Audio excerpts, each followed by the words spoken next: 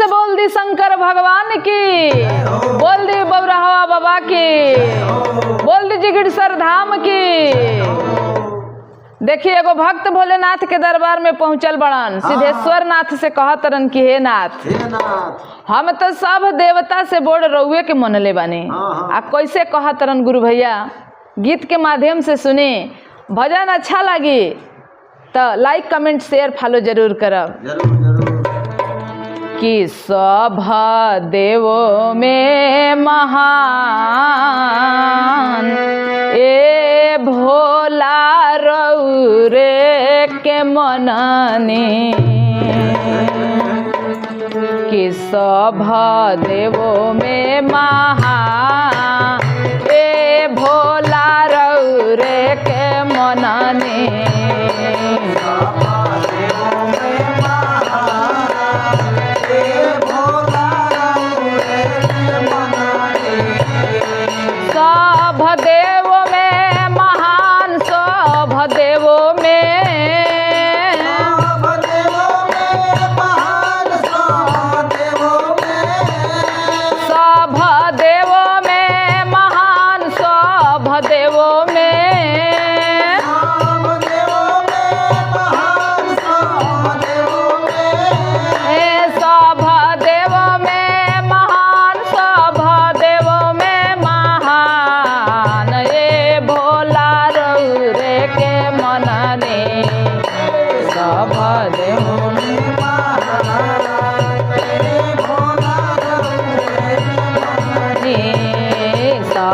देवों में महान भोला रउरे के मनने। सब देवों में महान भोला के माथावा पर बड़े बड़े जटावा।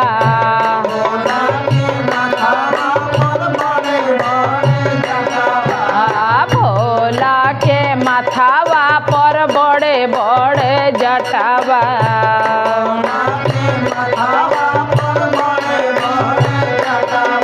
आहे गौरा माई के लंबे लंबे केस हो।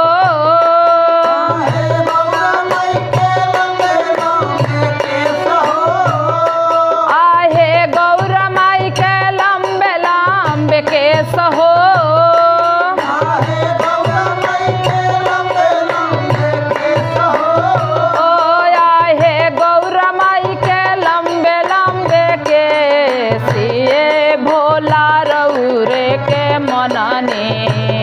सब देवों में महान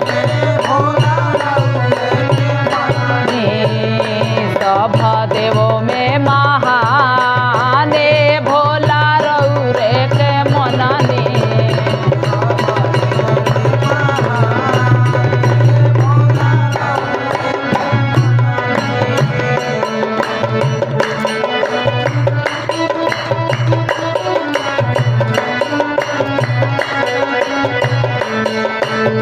जय हो जय हो।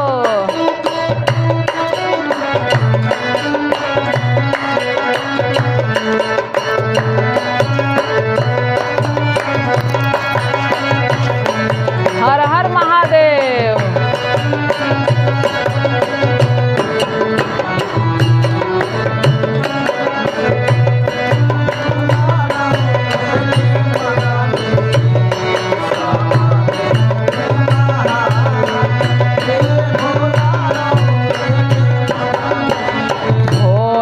के लीलारा पर दुतिया के चंद्रमा।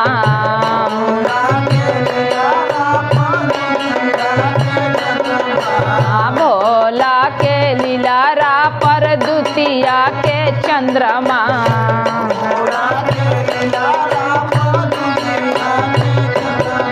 आहे गौरा माई के सेनुरा सिंगार हो।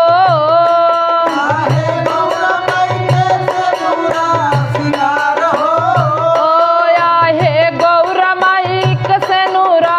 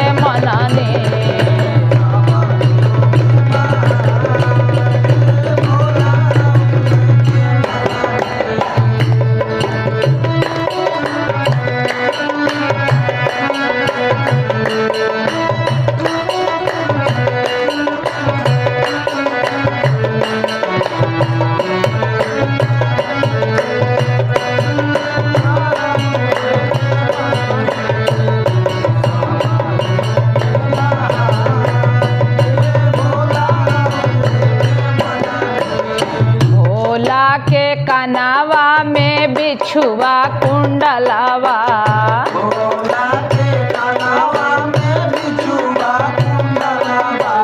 भोला के कनवा में बिछुआ कुंडलवा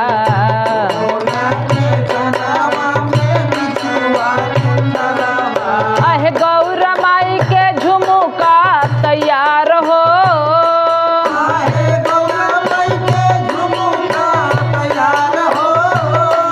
आहे गौरा माई के झुमुका तैयार हो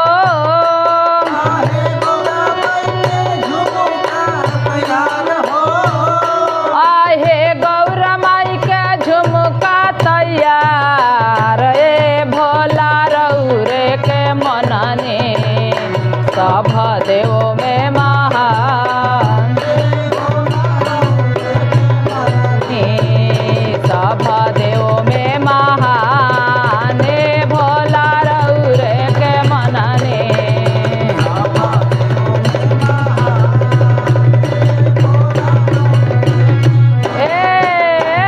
कि सब देवो में महान ए भोला रउरे के मनने सब देवो में महान सब देवो में महान सब देवो में